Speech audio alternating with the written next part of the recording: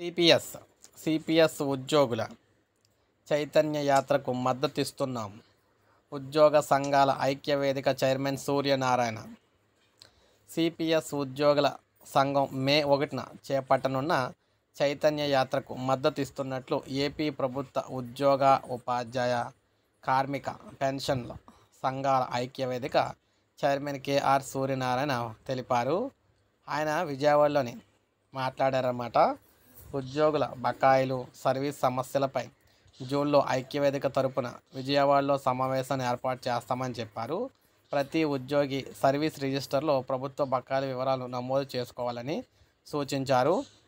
So ఈయన ఏం చెప్తున్నారంటే, ఏదైతే సిపిఎస్ ఉద్యోగులు మే 1వ తారీఖు నుంచి చేపడుతున్న చైతన్య యాత్ర ఉందో దానికి మా ఉద్యోగుల తరపున మా సంఘం నుంచి మద్దతు అయితే ప్రకటిస్తున్నాం అని చెప్పేసి వారికి వెన్నుదన్నుగా నిలవడం అయితే జరిగిందనమాట. ఎందుకంటే మే 1 నుంచి సిపిఎస్ ఉద్యోగులందరూ కూడా చైతన్య యాత్ర రాష్ట్రమంతా తిరగబోతూ ఉన్నారు.